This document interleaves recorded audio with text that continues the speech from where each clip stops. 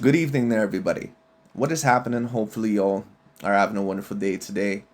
So, when it comes down to it, the video that I'm going to do today, this is going to be a video and a comment section review on that of Dante's Boxing Nation's channel. And for those of you, of course, that know my channel, you know that I like to review a multitude of channels, and I've reviewed a lot of videos within that of New Media and the LDBC's channels. And I always have certain people ask me, why do you kind of get on Dante's Boxing Nation or some of these other channels? Why do you review their channels? Why do you end up doing what you do? At least for your reviewing videos or your reaction videos. Well, the reason why I like to do it once again is because a lot of sports, really a lot of life in general, is really all about narrative.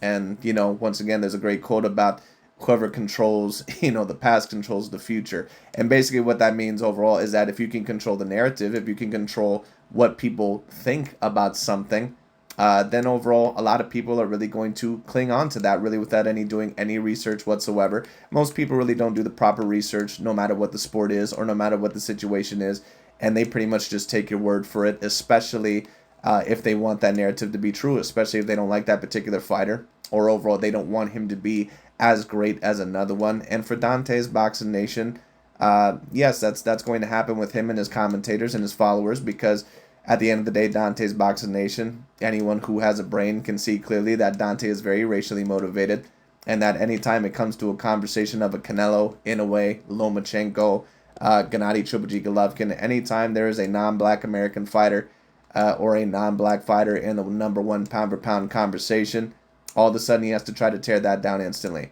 And I'm not stating that he does not give Inoue respect as a fighter, but once again, you're gonna, I already kind of pointed out Dante's motivations in the last video, but we're gonna read the comment section of this, because Dante is not just a representative of overall himself. There's many people who think exactly like what he does. Thousands upon thousands upon thousands of people within the boxing sphere. So that's why a lot of the times I like to do these reaction videos, because it's kind of killing two birds with one stone. I'm not just getting my perspective out there, I'm also getting another person's perspectives out there, and I'm telling you, at least in my personal view, what I find to be logical and what I find to be illogical. And some people overall might say, well, who are you? How can we trust you overall, to be more logical than Dante's Boxing Nation? Well, that's up for your discernment. I find myself to be a very logical and objective person, but that's up to you. If you don't find that I'm for you, then it is what it is. But anyways, when it comes down to it, I just thought that I would give my take on this. We're going to read this comment section, because you're going to notice that Dante's Boxing Nation and a lot of these LDBC and New Media channels, that basically they try to caveat Naoya Inoue and his accomplishments. And don't get it twisted. I think that when you talk about Inoue, that it is a little bit hard to rank him, because I don't think that he necessarily has the most amount of depth in terms of a resume. I don't know if I would really count Louis Neri as a complete A-grade level fighter. If he is, he's definitely an A- level fighter. But Inoue does have some A-grade wins in his career. The question is that kind of very similar to Crawford and Joe Calzaghe and some other fighters within history like that. Like, you can tell that those guys are generational talents, and that those guys, that they're all-time great fighters. But in terms of the resume, the depth is kind of lacking. So I don't really know where those fighters are going to be ranked at the end of their career. I think Crawford is going to be looked at in the best light, because, of course, he defeated Errol Spence Jr., and on top of that, he's a black American fighter. So he's going to be looked at probably in a better light, because black fighters have usually been the more dominant fighters in the sport. So they're going to look at him as more legit, even if he faces the same level of competition as what a Joe Calzaghe or a Naoya Inoue did. But we'll get into that more as the video goes along. Anyways, this comment section was very interesting, because, of course, a lot of these guys are going to try to caveat what Mr. Naoya Inoue has done, within the sport. Alleging PED usage and some other stuff like that. So let's get into it. Let's see what the comment section has to say. And once again, if for any of you that have any questions for me, because I might review this video for a responding to your comments video. If you have any questions for me, or any ideas for a live or for a video that you want me to do, or any questions that you want me to answer, put anything there. No matter how many questions you want to ask, feel free to ask them. And I will respond to it more than likely within this video if I think that there's enough comments to respond to. But we'll see what ends up happening there. Or, of course, if you want to bring up a point about this. But anyways, let's get to this comment section. Let's see what they have to say. Okay. So this first comment says, now let's see if they clown him about his chin like they did Haney. Actually, to be quite honest with you, I don't think that that's the worst point in the world.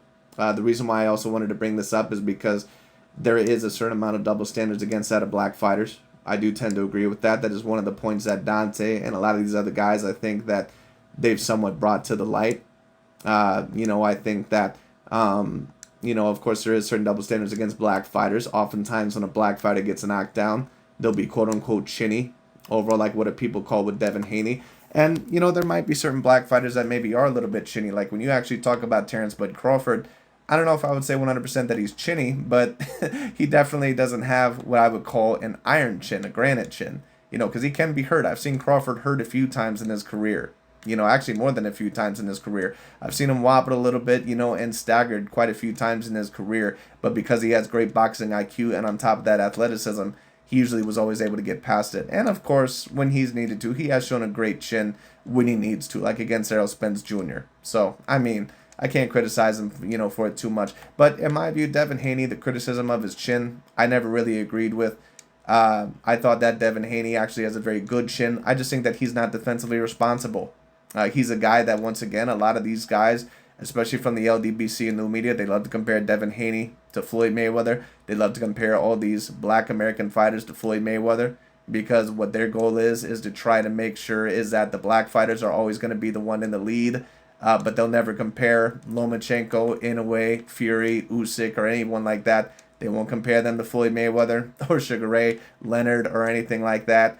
They won't do that. Only with their favorite black fighters. So that already tells you that in their mind that I'm going to try to put a lead overall on them as much as possible. That's why he calls Devin Haney, Gervonta Tank Davis, and Shakur Stevenson, the quote-unquote Michael Jordans of the sport. But you'll never hear him say that about Canelo, Usyk, Tyson Fury, overall, Inoue, Lomachenko. You'll never hear him state that. But, it is what it is. But just go back to this question here, just to go back to this comment. Devin Haney for sure, I believe, actually has a decent chin because if he didn't, he would have got completely knocked out and slept in that Ryan Garcia fight. Because the way that he was getting hit in that fight, if he didn't have a chin, he would have he would have been down for 20 seconds because Ryan Garcia, that dude can hit. And of course, a certain amount of people will say, well, Ryan Garcia, to be fair, also was on PEDs, and that probably was a factor. It probably was a factor, but let me also tell you what, Devin Haney's on PEDs as well. People can deny it all they want to. Anyone who is with the snack program, Crawford, Haney, Shakur Stevenson, I'm trying to think of who else, Caleb Plant, Demetrius Andrade. All those boys are on steroids. Don't let them fool you. Victor Conte is still one of the world's top supplier of steroids. Just they're with the snack program. It's basically overall a way to get past the USADA and VADA system by using steroids. That's all it is. Anyway. This next comment says, fighting Uber drivers at 4 a.m. Well, what I'll state about Inoue is this. Inoue overall, once again, unless he goes up to 126 as of recent, and which is going to be potentially dangerous because Inoue, in my view, he doesn't have much more weight classes really to climb to. Inoue is not a big dude. Inoue is a dude that's probably about a natural 118-pounder at the very least. He's already in a weight class where he's probably not even naturally their size. I don't think he's quite as big as what Neri is. I definitely don't think that he was quite as big as what Steven Fulton is. But Louis Neri, I wouldn't call him a bum necessarily, but I'm not quite sure if he would 100% be an A-grade level fighter. But I'm wondering if Louis Neri, in this gentleman's opinion, I'm wondering if he would have been a bum overall, when Brandon Figueroa ended up beating him and Steven Fulton ended up beating that of Brandon Figueroa. I wonder if he was a bum then, or if he would have been a bum overall had Steven Fulton fought him, because DontaesBoxingNation always loves to talk about how black fighters, at least for old media, have to do 10 times the amount of work to get the same amount of credit. And to some degree, I think that he's somewhat right. But on DontaesBoxingNation's channel, if you're a non-black fighter, you have to do 30 times the amount overall to get the same amount of credit. Inoue overall, he wasn't even in the top 5 pound-per-pound conversation. And to be honest with you, I agree. I agree. In my view, he was not, at least undisputedly, in my top 5 pound-per-pound conversation before he defeated Steven Fulton. But then he defeats Steven Fulton, and Inoue is only barely in the top 5 pound-per-pound conversation.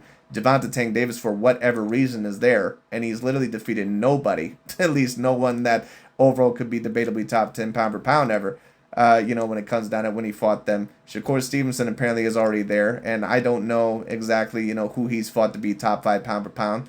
It's just very interesting, but Canelo's not there. Usyk isn't there, any longer. Some of these other guys aren't there, So isn't that interesting? Oh, and keep in mind that Stephen Fulton was top 10 pound for pound on Dante's list, when the biggest win of his career was over Brandon Figueroa, and he won 2 belts. He didn't win in multiple weight classes, because that was the argument for Terrence Crawford that, oh, Crawford has been so dominant throughout a multitude of weight classes and all sorts of stuff. So don't let them fool you. They'll bring up these arguments, but they only bring up those arguments when it works for them. When it comes to a fighter that they need to try to tear down, they won't bring up those arguments any longer. They'll just bring up new excuses. But anyway, let's see. Actually, I want to see the replies on that. Hold on. I want to see the replies to this actually. Neri is a 2-weight world champion, top 5 ranked super bantamweight, ranked number 3 by most rankings, and Inoue already beat numbers 1 and 2 ranked by super bantamweight. I do somewhat agree. Now, what I will state is this: Stephen Fulton, in my view, was the only clear A-grade fighter out of those guys. But Marlon Tapales and Luis Neri, I'll at least give them the grade of solid B-grade level fighters. I just don't know 100% if they're A-grade level fighters. I'm not quite sure if they are. But, they're still very good wins. I just don't know if they're anything really above B-grade level wins. And then someone says exactly, yet they hate on Terrence Bud Crawford's resume. Well, yeah, actually, if we're going to go there, Terrence Bud Crawford and Naoya Inoue, they have a very comparable career. Because Naoya Inoue and Terrence Bud Crawford, they're both extremely athletically gifted. They're both extremely talented, both extremely skilled. But in terms of the resume, they don't have that much depth. Dante always tries to give you this shit about, how, every time Crawford beats somebody, even if there's someone that no one's ever heard of or someone that has not been championship level material, he goes on this shit overall about like, oh, can you believe that Crawford, can you believe overall that he defeated Aegis Kavalaskas, an Olympian? Can you believe overall that he defeated Jose Benavidez, someone who was former prospect of the year? Can you believe that he defeated Jeff Horn, who beat Manny Pacquiao? But then when it comes to, others wins, like Lomachenko over Guillermo Rigondeaux or Nicholas Walters or Gary Russell Jr., there's always some caveat over it. Or Canelo. Oh, well, he fought Danny Jacobs, but Danny Jacobs already lost. Billy Joe Saunders is a weak European white boy that has no power. Caleb Plant is a dude that wears out in the second half of fights, and he doesn't have any power. It's not really an elite win. He's just, going on the European tour. He fought Sergey Kovalev when Sergey Kovalev already had lost. Right, but you weren't saying that shit when Terrence Bud Crawford was knocking out Kell Brook and Amir Khan. Overall, you were stating that those are A-grade level wins, which they weren't, by the way, because those guys were done. Like, those guys, in my view, a washed-up fighter is a fighter that is no longer even championship level material. Like, you have fighters out there that clearly aren't quite the same version of themselves like they once were, like what Sergey Kovalev was against Canelo, but at least he was still an A-grade fighter and a champion. And, Nonito Donaire against Inoue, I'm not quite sure if he's an A-grade fighter at that point, but at least he was a champion. At least overall he was, I believe, undefeated at that weight class, and he had beaten a multitude of fighters. So it's like, anyways, when it comes down to it, so it's like, at least overall, those are guys that were champions. Crawford was literally defeating guys that literally had nothing left. At least when you talk about Kell Brook and Amir Khan. So it is what it is. But anyways, let's see. But yet you people throw salt at Bud moving up, facing an unbeaten champion that has shown no flaws. But meat riding Inoue for beating a guy who's been knocked out already and dropped 5 times, who's also smaller than Inoue. Well, he's not smaller than Inoue. So that would be false. Inoue, once again, he's just recently moved up to this weight class. So no, that's false. Let's see. Sigma, instead of going up to weight to challenge himself, he chose a opponent with obvious flaws, got dropped by a guy, then gained nothing but support from hype beasts and race fans. This is why boxing is falling off unless it's a Saudi card. Saudis don't like ducks and easy matches. They take in all over the race fans. Good riddance. And once again, this is why you have to be careful on a channel like this. Because the first half overall, I kind of understand what he's trying to say. But then the second half, you can tell that it's just completely racially motivated. When it comes down to it. Terrence Bud Crawford, yes, he's fighting an undefeated fighter, but he's fighting a kid that's like 10, that has 10 fights and like 1 draw. So like, come on, let's not sit here and act like Madrimov is like this major killer, and he says that doesn't have any flaws. Well, how do we know that Madrimov doesn't have any flaws? We haven't seen him fight anybody. Madrimov has 10 total fights. So, it is what it is. But I understand what the kid is trying to say. I understand what the man is trying to say. But the truth is that both of them are really comparable. that both Crawford and Inoue are both pretty much in the same boat in my view, because both are all-time great fighters in my view, all-time great talents. But the thing is that neither of them really have as much depth on the resume, which isn't completely their fault. You know, I mean, it's a little bit more Crawford's fault because he could have signed with the PBC. He could have had names like Danny Garcia and Porter and Keith Thurman on his resume way earlier. You know, but it is what it is. But as for Inoue, he's literally beaten everyone that's been in his path. But, you know, it is what it is. Anyways. Oh, wow. Actually, one of my commentators, Mr. Classic Metal. Okay. Only weirdos and losers feel the need to be negative towards Crawford. The man is the best boxer in the world and is regarded as such by Inoue himself. Yes, definitely, absolutely. Crawford is debatably the best fighter in the world. In my view, both Inoue and Crawford, they're right there with each other. I think that there's certain advantages, and maybe you could argue that either fighter has. But in terms of right now, yeah, Crawford, in my view, would be number one pound for pound, just because of that win over Errol Spence Jr. But he's right there with Inoue, Canelo, and Usyk, in my view. He's right there with all those guys. But anyways, that's pretty much overall about. That's pretty much about it overall for that comment section, or at least overall for that part. Let's go into the next one. Let's see what they have to say. Everyone clowns Devin Haney for getting knocked down, but quiet about this Asian dude. It's always being black and being black American. All weight put on black Americans. Nothing but props to, well, first of all, you didn't spell his name right, even close, because he's not black American. Well, I think that, of course, you can argue that, excuse me, especially with certain fans. I don't have a problem with that. But we also have to talk about the same level of standards that Dante does. At the end of the day, there was a reason why he posted Inoue getting knocked down against that of Lewis Neri, you know, instead of Naoya Inoue getting that of the knockout. There's a reason why he did that, and I did that in my last video, you know, and what that was Dante basically trying to state is that Inoue is not on the same level as a Crawford or some of these other fighters that they're trying to put him over. You know, so Dante is trying to incrementally, subconsciously build a case as to why Inoue is not one of the all-time greats. That's what he's basically trying to state. But remember, Crawford, you know, with basically 4 A-grade wins in his career, already undisputedly one of the top 10 fighters of all time, at least according to them. So, you know, it is what it is. Now, don't get it twisted. I don't think that Inoue right now should be compared with the other all-time greats in terms of, like, you know, top 10 or top 20 of all time. But Inoue, in my view, I mean, you certainly could at least, at the very least, debate him within the top 50 of all time. Inoue is probably the greatest fighter that has fought at, you know, overall within these super lower weight classes. You know, I mean, you know, you may have Ricardo Lopez and maybe a couple of other arguments. Maybe Roman Chocolatito Gonzalez would have something to say about it. But Inoue is probably the best, you know, ever in terms of those lower weight classes, debatably, you know. But anyway. But yeah, I don't completely disagree overall what he's stating there, but we also have to keep the same standards that DontaesBoxingNation, that he does a very similar thing with non-black American fighters. All right, let's see what this next comment says. I might be speaking out of pocket, but this guy gives Manny Pacquiao vibes, like he's on juice but hasn't been caught yet. Fighting in Japan is safe. And this is one of the things that they try to do to caveat, once again, Naoya Inoue's accomplishments and his wins. They say, why doesn't Inoue come to America? Why is he always in Japan? Why is this? You know, why is that? Why should Inoue come to America for overall when he's the clear A side over everybody? I mean, people always try to say that America is the mecca of boxing, and I understand. I get it. It's definitely a place to make yourself more marketable because America kind of sets the tone for a lot of the world out there. I understand.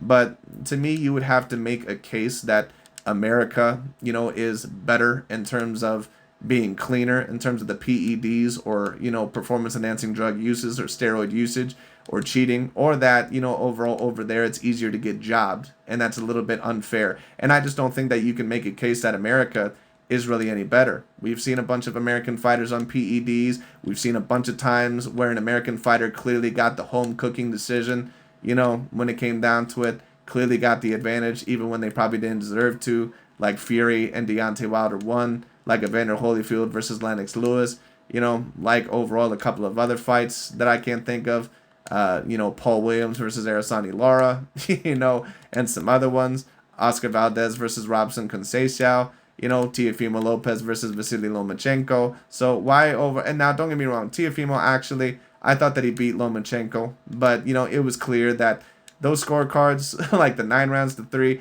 they weren't giving that fucking fight to Lomachenko, even if the fight was super close. They weren't giving them to him. You know, Jose Ramirez versus Josh Taylor, like those judges legitly tried to score that fight 6 rounds to 6.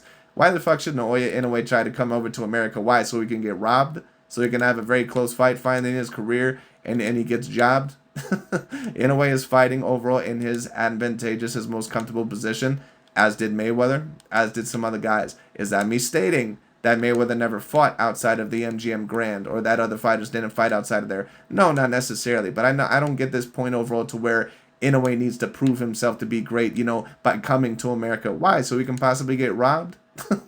No, I don't agree with that point. Anyway, I've seen people comparing him to Sugar Ray Robinson and Roy Jones this morning. How can he ever be on that level if he's not willing to fight big fights in America or challenge himself by moving up in weight as all the other greats did? Well, first of all, sir, Naoya Inoue has moved up 3 weight classes. He's a 4-weight division champion. Possibly even 5, I believe. But, overall, Naoya Inoue has moved up the weight classes, so I really don't know what the fuck he's even talking about there.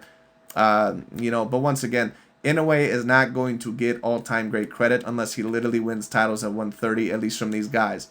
That's why they're stating that Inoue, up next is 126, then up next is 130. That's why they don't have a problem with that Gervonta Tank Davis versus Inoue fight, even though Inoue would probably be outweighed by like 30 pounds in that fight, because I don't think that there's really any way that Inoue probably rehydrates heavier than 125, or at least around there. To be honest with you, Inoue looks like he'd be about 130 pounds at max, to be quite honest with you. I don't think that he rehydrates much more than that. If I'm wrong, then I'm wrong. But I don't believe overall that he rehydrates much more than that. He's not even a natural 122 pounder. He's not. You can tell that those guys are a little bit bigger than him. So even at 126, he's going to be outweighed and outlengthened by a little bit. But what these guys want is for Inoue to eventually get in the ring with Gervonta Tank Davis or Shakur Stevenson, overall. And they're not going to give Inoue the size excuse. They're not going to give him the size excuse like what they gave overall. Remember all these excuses for Ryan Garcia, why he beat Devin Haney? Because of the 3 extra pounds. Fury beat Wilder overall because, he was in weight. And some of those are valid to a degree. But once again, they're not going to give Inoue the size excuse. They just want him to lose. So, it is what it is. And the American thing, I've kind of already explained that. Inoue is definitely a beast of greed. But you know what? I might actually take a look at that comment section real quick. Hold up. He has fought in 4 weight classes and fought 3 championship fights in America. Agreed. 4 division champ, undisputed 2 weight classes in the same year career might be not be as great just yet, but he is legit. Agreed. And then of course there's my man Mr. Classical Metal here. There's no need to be negative towards Crawford like that, man. Both guys are great champions. Apparently this man overall stated something. Inoue fought in the US and UK multiple times, jumped up 5 weight classes, and was champion in 4 weight classes, as opposed to Crawford, who did just 3 weight classes, and I don't know how many times he fought outside the U.S. By the way, it was DBN who brought Crawford up. Well, Crawford has fought in many different arenas, and to be fair, he did fight Ricky Burns in England. He did fight some other fights, I believe, outside the U.S., but to me, that's only worth really so much, and I mean, you deserve credit overall for going in someone's backyard and being able to clearly beat them, where there's more likely of a chance for there to be home cooking. But, when it comes down to it, once again, Inoue is starting to come up in the weight classes where he's going to be clearly outsized. What would be the main reason overall for Inoue to come to America? I mean, he could get more marketed here for sure. He could get definitely more mass appeal. But, the reason why they're trying to do that really is not because they want Naoya Inoue to get more marketing appeal. They just want him to get his ass kicked or potentially jobbed, overall in a fight to where it's in America and he may potentially lose. That's really all they want. But anyway, let's see. So we already talked about that. Again, why would he come to America and make less? Maybe his name can demand more, but Tokyo Dome seated 55K people. MGM Grand in Las Vegas has a capacity for 17K. Well, in America, if you're coming to fight here, it's overall to make yourself more marketable, and once again, to overall once again make yourself more of a household name. But I don't really mind Inoue only fighting in Japan, just like I really don't mind AJ Anthony Joshua only fighting mainly in Britain or Saudi Arabia. Because when you're the A side, you use whatever advantages that you have. All right, it is what it is. People can mention all this stuff about, oh, well, you need to come to America. Oh, that's bullshit. It is what it is. All right, but anyway. Inoue got Glass's chin. He fought straight up bums. At 130, he cooked. Inoue was on his knees. Well, I'm not going to say that Inoue has a weak chin. What I will state is this. I'm not sure if Inoue has an A+ level chin. I think that his chin is probably I give it about an A minus level, something like that. I don't think that he has a granite chin, but I don't think that he really has a weak chin either. You know, I'd say this. I think he has a better chin than Terrence Bud Crawford, for example. You know, but I don't think that he has a chin, for example, of like a Canelo Alvarez or, you know, someone else like that. You know, I think that Inoue may have an A minus, maybe a B plus level chin. But, you know, he doesn't have a bad chin. But, you know, I wouldn't say that he has a great chin either because he can be stunned. I've seen him stunned a couple times, you know, and he definitely got hit with a great shot, you know, and put on his ass. But, you know, I wouldn't state that he has a glass chin. But this man, of course, is stating that because, you know, he's feeling a lot of resentment towards what a lot of people were stating about Devin Haney, who's a black fighter. And, of course, he's seen that as racially motivated. And a lot of that was. A lot of that was. So I understand. But that's why you can't trust what a lot of these guys say, and Dante as well, because they're very racially motivated. They have a lot of resentment. And when people have resentments, you really can't trust what they say, at least from a logical or objective viewpoint. Anyway, let's see. Actually, let's see the comment section real quick. Serious, my man, Mr. Classic Metal again. Damn, giving these guys the work. Seriously, the highest weight division he's fought in is 122 pounds. But anyways, yeah, exactly. And that's why this man overall stated that at 130. Once again, these guys really just want Inoue to lose. That's why when Vasily Lomachenko, when he was on top of the planet, or on top of the world in terms of #1 pound for pound, they said, well, Loma, if you're that good, go fight Manny Pacquiao, who's at 147 right now. Go fight Manny Pacquiao. Even though Vasily Lomachenko overall was, even though he was really a natural 130 pounder, you know, they said, Canelo, if you're so good, if you're going to fight at the cruiserweight division, don't fight Ilunga Makabu. You know, fight that Alexander Usyk. You know, one of the top 5 pound for pound fighters on the planet. You know, so, like, you know, that's what they do. But then when it comes over to other fighters, you know, they don't keep the same energy. You know, it's very particularly interesting. But anyways, let's see, bro, what else we got here. Let's see. But he's got 4 divisions. You ain't forget about that. Let's keep it real. Agreed. Let's see. How did I know this guy would use this as the thumbnail? Now, let's see what DontaesBoxingNation response is here, because I said something overall, you know, very similar. Let's see what he has to say. What do you think the biggest highlight of the fight was? DontaesBoxingNation, of course, is going to use this as an excuse as to why he put that as the main highlight reel. That's not the main reason why he used the highlight reel, and he knows damn well that that's not the main reason why he used this as the main picture. He didn't even show Inoue knocking out Luis Neri or knocking him down even once. You know, the reason why he did that once again is because this is his subconscious way of telling you that Inoue is not on the same level as some of these other guys. Once again, take a look at this video. He insinuates throughout the whole entire time that Luis Neri basically is not that great of a fighter. Which, you know, I mean, you know, you could debate maybe in some cases. And then on top of that, that's, you know, overall that, you know, oh, he got knocked down. Didn't even talk about, you know, overall Inoue getting a brutal knockout. I mean, he did a little bit, but he didn't show any of it. He didn't show any pictures of it. He only showed this picture, I believe. Isn't that interesting? But let's see overall. You know, so Dante can state all this stuff about, is that the biggest highlight of the fight? Right. So, I mean, well, one could state that the biggest highlight of the fight was Inoue knocking out Luis Neri.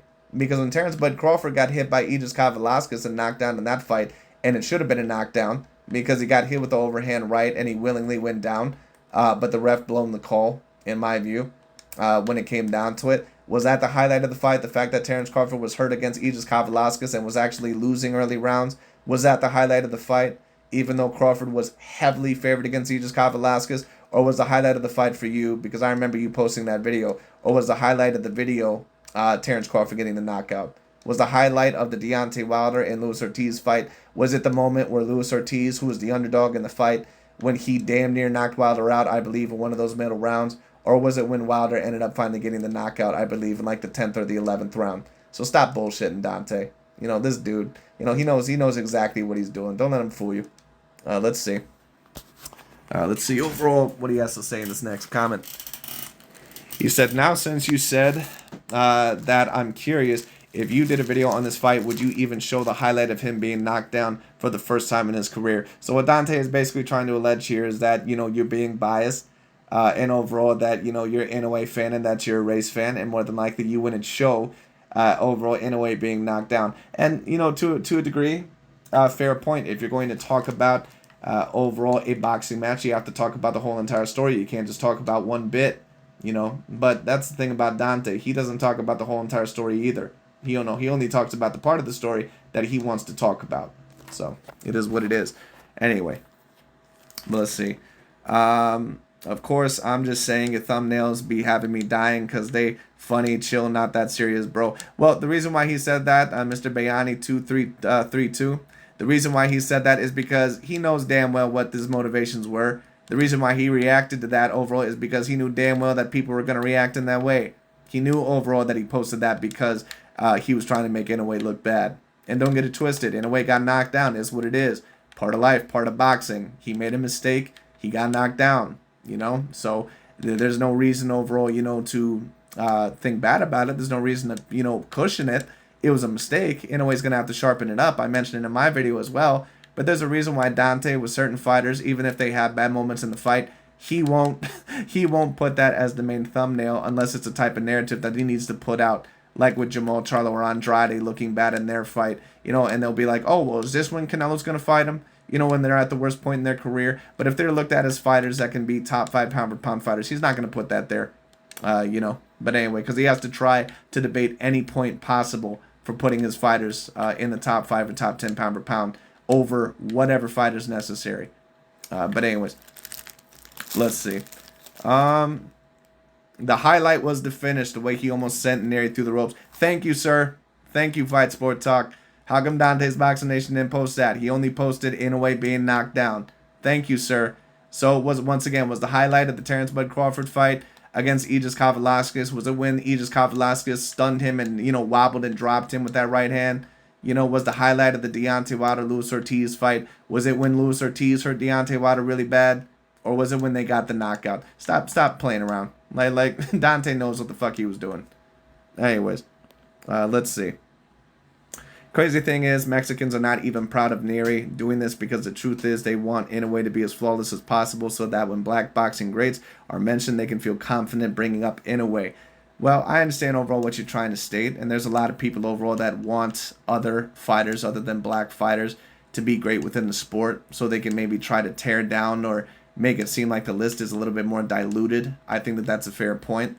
But Dante's Boxing Nation, he's also turning down or tearing down a lot of fighters like Inoue and Canelo and Usyk for that very same reason, because he doesn't want them in the same conversations as those guys. So what you notice with the pattern with a lot of these guys is that Inoue can't be all-time great. He can't be this. He can't be that. You know, can you believe that they're mentioning these guys in all-time great conversations? Right, but Terrence Bud Crawford, I mean, Crawford doesn't have the most in-depth resume either. So I have to wonder, if Inoue was a black fighter from America, would you be saying the same thing, sir? I highly doubt it, just in my personal view, but it is what it is. Please don't move up and fight Tank or Shakur in the U.S. And I'm pretty sure what that man is basically stating is that Inoue would get trashed by both Gervonta Tank Davis and Shakur in the U.S. And he's supposed to. Both of those fighters are a decent amount bigger than Inoue. They will probably be 20 to 30 pounds heavier than Naoya Inoue. They would probably, I mean, at least Shakur Stevenson would outreach him. So what really would you want that fight to happen for? I mean, it's just, I mean, to me, that just doesn't make any sense. But once again, that shows you the actual level of a fighter. When people, you know, when you have to fight guys that are 2-3 weight classes heavier than you, and people say that you're ducking a fighter that is like 2 or 3 weight classes heavier than you, that's how you know, like, these guys, when they state overall that, oh, Canelo's just this average Mexican fighter, they know that Canelo's not an average Mexican fighter. Because whenever Canelo is talked about, he always needs to fight some dude that's like 2 or 3 times bigger than him. You know, whether it's David Benavidez or Beterbiev or Bivol, you know, overall when it comes down to it. Or if you're going to fight at cruiserweight, fight Alexander Usyk. You know, that's how you know overall that they don't believe that shit. They know how great Canelo is. You know, so don't let them fool you. Once again, you let someone talk long enough, the truth is going to be revealed. You just have to know how to read in between the lines. And it's the same thing with Inoue here. Why overall would he have to prove himself against Gervonta Tank Davis and Shakur Stevenson? That makes no fucking sense. Those guys are way bigger than what Inoue is ever going to be. All right, it is what it is. But let's see. Boy needs to fight at 130 or 135. See what I'm talking about? Nobody fighting at 122 going to get any recognition. They're literally 16-year-old bigger than him. I understand what you're trying to state, but it's not really about how big you are. It's overall about how skilled those fighters are. Now, the problem is, the thing that I do agree with, is that Inoue is probably not going to get more credit until he probably possibly unifies 126, because I think that there's a great amount of talented fighters there. And if he's able to do that, then in my view, he could possibly become the undisputed #1 pound-for-pound fighter in the sport. But I technically do agree that in a way that when it comes to 122, that there's just not a lot of extraordinary talent there. There's talent, just not, you know, repeated A-grade fighter after repeated A-grade fighter. But anyways, let's see. He's fought here in America 3 times already, to be fair, but yes, I would love to see him fight in America in real time. Let's see what Dante's Boxing Nation has to state. That's pretty much the point. All right, let's see. I thought he tested for Fulton. You or Aki made a video about how they were waking Inoue up in the morning for testing. Yes, once again, one of the points that they tried to state is that they believe that Inoue is on some sort of performance-enhancing drugs. They're insinuating that, you know, all the time. But once again, with the snack program with Devin Haney, Terrence Crawford, Shakur Stevenson, all those guys who are with one of the biggest former suppliers of steroids and Victor Conte, you know, they don't talk about the snack program whatsoever. You know, it's just very convenient. Interesting. But anyways, let's see. Yeah, just like Ryan Garcia was tested in the Davis fight, the difference is if you're fighting in America, you're going to be tested all the time in every fight, not just one fight. Right, so what is Dante's Boxing Nation stating? He's stating that more than likely that Inoue is on PEDs. That's what he's stating. He's stating overall that, you know, Inoue has an advantage in Japan. That's what he's stating. And to a degree, he does have somewhat of an advantage. Just like the American fighters have an advantage fighting in America. Don't sit here and tell me overall that the American fighters are much more cleaner overall, you know, than these goddamn, you know, foreign fighters. Don't sit here and tell me that, you know. And, you know, we can try to play this game overall, you know, about, oh, well, it's, you know, it's harder to get past drug testing, you know, overall. That's bullshit, because Devin Haney, Terrence Crawford, Shakur Stevenson, Caleb Plant, Demetrius Andrade, all them boys are on PEDs. All them boys are on PEDs. Everyone with the snack program is on PEDs. Every single one. Take a look at their body transformations before snack and then after snack. Tell me overall, once again, that they're not on PEDs. Tell me they're not on PEDs. Someone overall with one of the top world supplier of PEDs in Victor Conte. You tell me that they're not on PEDs. Like, get the fuck out of here. You know, and then that's not even including other guys that have been caught, like Sugar Shea Mosley, Ryan Garcia, Oscar Valdez. You know, when it comes down to it, other guys like that, Jarrell Big Baby Miller, you know, or stuff like that. Like, get the hell out of here. You know, but anyways, let's see. Let's see. Inoue is legit. Got to give him his flowers. Even Tank doesn't call a spade a spade. Let's see overall what this dude said. We're having a conversation about Inoue fighting in America, and all of a sudden you start talking about the LDC. Maybe you meant LDBC, I'm not quite sure, which is really just Hugh Race fans' way of saying black people. You don't care what the LDB says because they don't like Floyd Mayweather, Crawford, or Haney. Just like the entire race. Your entire race doesn't, and you still don't like them, right? Well, listen. A lot of the LDBC, listen, they're the American pro-black cult. Dante's Boxing Nation is a part of it as well. He's just in a different faction. He's just a part of a different tribe. You know, so when it comes to the LDBC and new media, yes, of course, you would have to be referring to black people, because the LDBC and new media, they're nothing but black American people. So it is what it is. Yes, they're a pro-black cult. It's very obvious. It is what it is. You know, now, of course, that does not refer to all black boxing fans or black people in general. But when you talk about that group, yes, they're a kind of radical, pro-racialized, pro-black cult. It is what it is. Anyways, let's see. Inoue has done VADA testing before, and he's fought outside of Japan more than fighters like Floyd and Ward did fighting outside of America.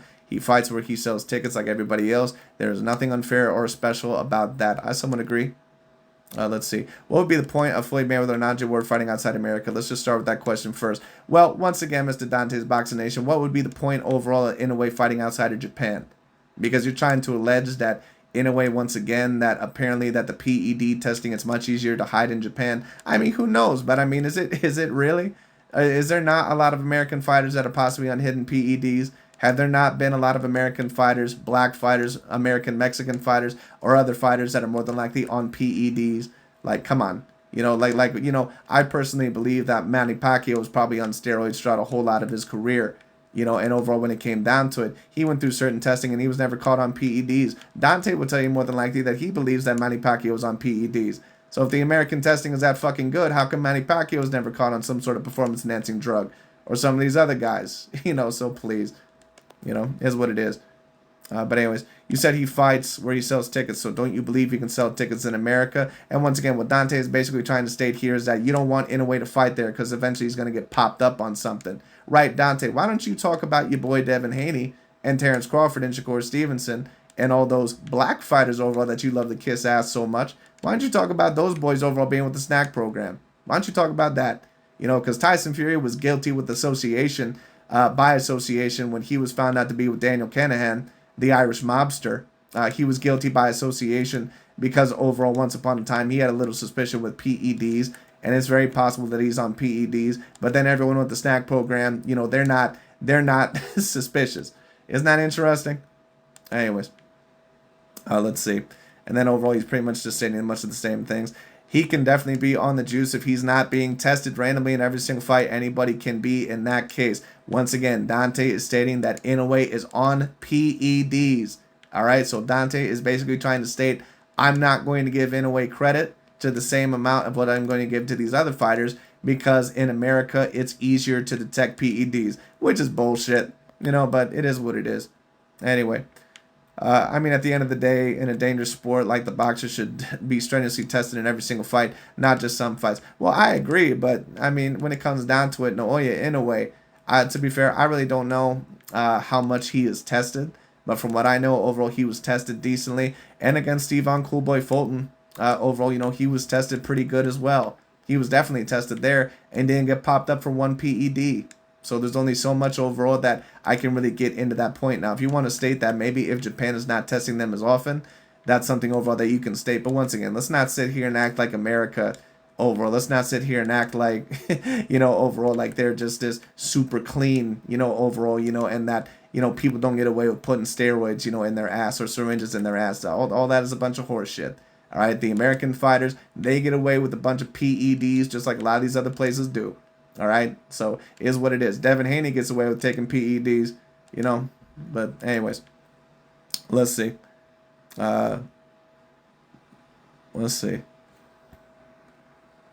Let's see. Let's see overall what this comment section was. Answer to the first: there is no point to Floyd and Ward fighting outside of America. I never said there was. Answer to the second: he would sell, but not as much as he does in Japan. Like Fury fights mostly in the UK, hadn't fought in the UK. Usyk fights in Europe, Joshua fights in the UK, etc. Answer to the third: he could sell in America, but it makes sense for Inoue to fight where he sells the most. Again, Floyd never left America, so why should Inoue leave his selling ground? Pacquiao fought De La Hoya, who was the boxing cash cow on his way out. Inoue doesn't have a cash cow opponent in around his weight class to benefit from. That's somewhat true.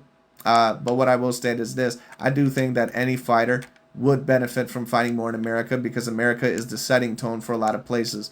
But at the end of the day, once again, I'm not completely agreeing with this point overall of this clear advantage for Inoue because, overall he's probably on PEDs and all this other bullshit because American fighters are on PEDs as well. Almost every single one of them. It is what it is. Anyway.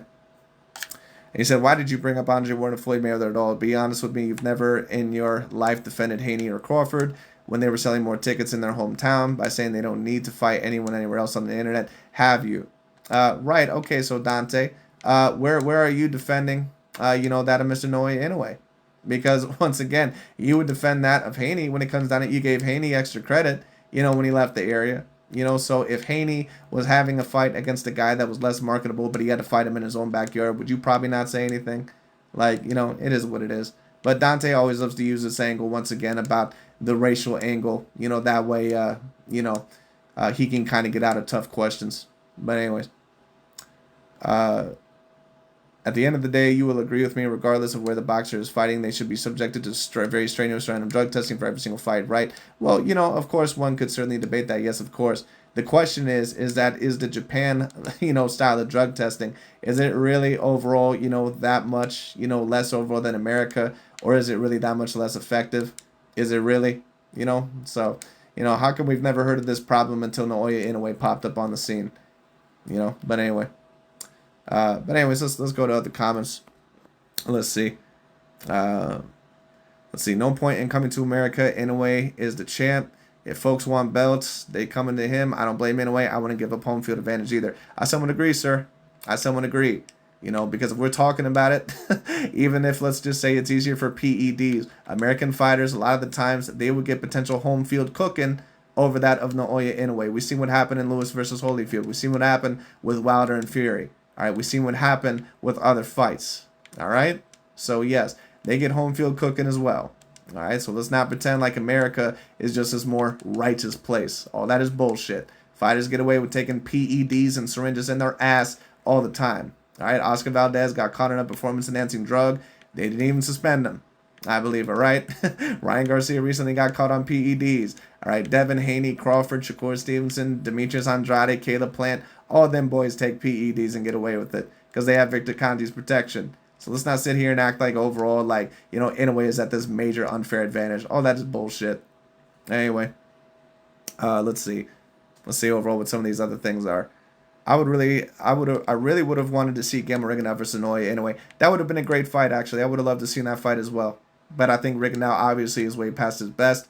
You know, but of course that's why he said would have. That would have been a great fight. Rigo, of course, would have been very interesting. He would have had great power, great technical ability. But to be honest with you, I think that Inoue is even better than what Rigondeaux was. Because Rigondeaux in that Lomachenko fight, clearly, of course, he was smaller. But, you know, no offense against him, but he kind of showed that, to be honest with you, he really had no answers for an elite level boxer that was near his same level. Like, none. You know, so I don't know who would have won that fight. It would have been interesting. I think that maybe Rigondeaux would have been probably the better defensive fighter of the two. In fact, I'd probably guarantee you that he would have been. But offensively, I think it would have went to Inoue. And they both have elite A-grade level power, you know. But I think that Inoue, to be quite honest with you, I think he can fight more in a multitude of ways than what Rigondeaux can. Just in my personal view. That would have been a great fight, though. I wouldn't be surprised to find out he's the next one juicing. Yep, see? Overall, they're going to use that once again to try to caveat and tear down Naoya Inoue's ranking. That way he can't be ranked #1 pound for pound. So, once again, they already have their excuses in waiting. Anyways. One thing is for sure, the monster better stay away from Tank. Well, no shit, he should stay away from Tank. Terrence Crawford should also probably stay away from Yannick and Canelo Alvarez. What is that really saying? But once again, this goes to show you overall the true level that they actually believe that these fighters are on. When people like Floyd Mayweather, Canelo, and other guys like that, you know, when they say that, you know, oh, well, go up and fight, you know, this guy that's like 20 pounds bigger than you, you know, so we can see really truly how great you are. What that means is that they know damn well that no one within your weight class is going to beat you. That's what that means. All right, you know, which means that you have to be, you know, you're so great to the point to where you have to be at a massive disadvantage in order to possibly even lose a fight. You know, that's what that means. But anyway, fight in America, he might lose to a chemically inherited super soldier. Nah, who care about apologize after the crash? I'm not exactly sure what he meant by that. I'm guessing overall that he meant that, you know, maybe a lot of the Americans that they're kind of enhanced on PEDs as well, which I agree. Anyways, let's see. Him still showboating after getting dropped like a sack of potatoes was hella funny, but he got an evil-looking KO, so it paid off. He's been super active and seems to keep wanting to move up and challenge himself. I think he will be the true #1 pound for pound after Bud retires. Well, to be honest with you, he's debatably #1 pound for pound right now. You could debate it, but I'd put Crawford there just because of his win over Errol Spence Jr. But, you know, it's close. Their careers actually, in my view, are very comparable. But anyways, yeah, but you could tell that Inoue was embarrassed after that knockdown. He was smiling, you know, and he was trying to clown on Lewis Neri to kind of show him that you're not on my level, that you kind of got a lucky knockdown. But Lewis Neri did time it very well. But after that, Inoue just improved a lot more. He was more defensively responsible. He moved more, and he wasn't just trying to get an easy knockout anymore. He used good lateral movement. He used good movement. And Lewis Neri had nothing. Like, Lewis Neri literally had nothing but an overhand left throughout that whole entire fight. Like, it was really an embarrassing performance. But anyways, drug test in America is different. Common sense. Why he don't fight in America? Drug test, right? So that's what a lot of people are going to try to use as to why Inoue once again is not the #1 pound for pound fighter. Once again, there are fighters that get away with PEDs in America all the fucking time, all the time. Like I said, everyone in the snack program on PEDs, every single one. Crawford, Shakur Stevenson, Andrade, Caleb Plant. You know, overall, Devin Haney, every single one of those motherfuckers are on steroids. Every single one. All right, so it is what it is. Let's see.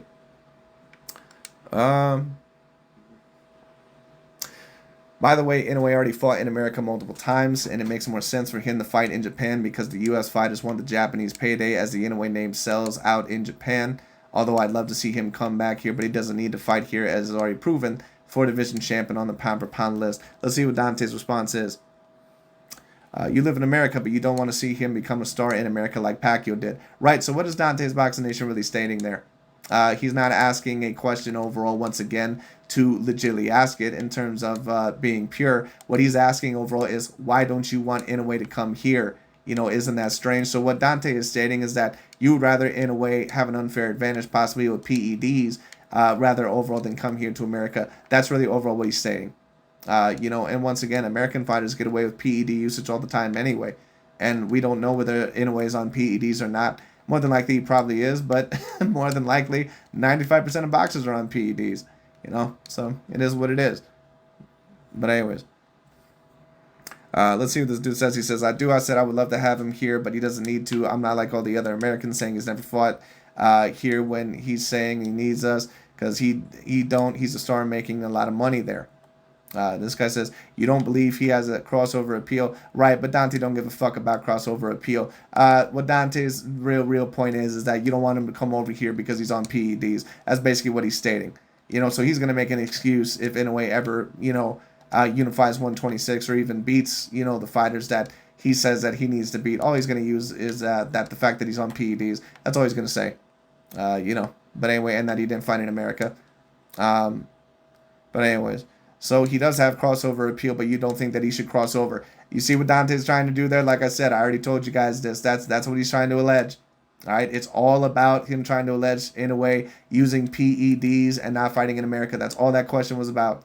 All right, that's all it's about. But I'm sure most of you can, you know, concur to that. Let's see.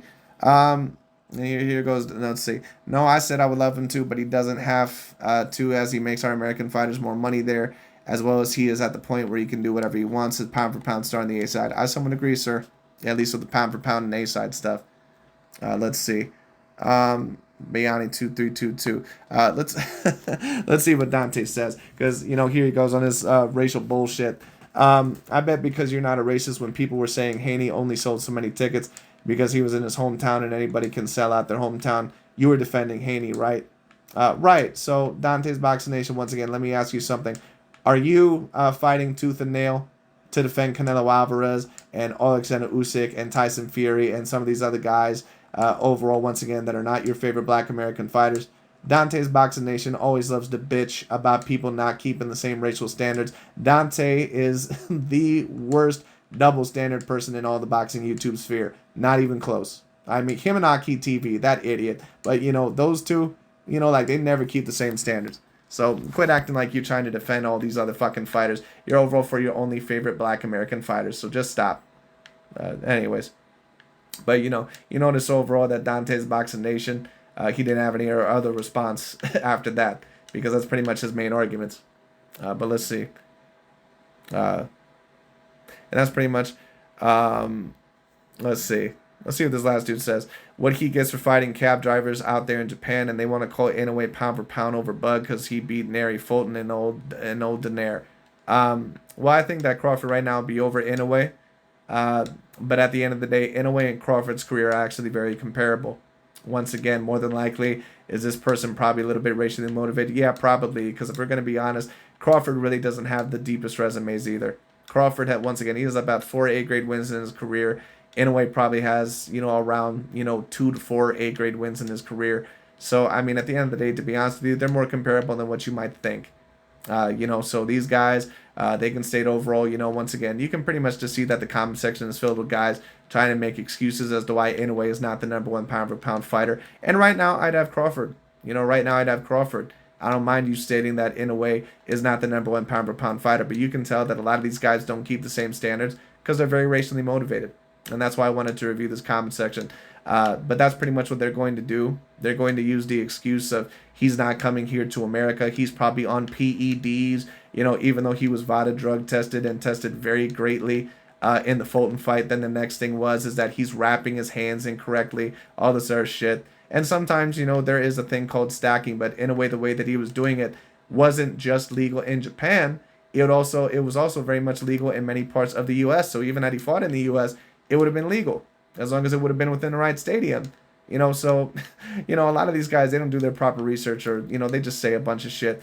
But anyways, that's pretty much about it for this video. I just thought that was very particularly interesting. But thank y'all so much for watching. If y'all have any questions or comments or concerns in the comment section, or of course, if you'd want me to do a live about anything, comment overall what you'd want. And of course, any questions, feel free. But that's pretty much about it for today. Thank y'all so much for watching. I'll talk to y'all later.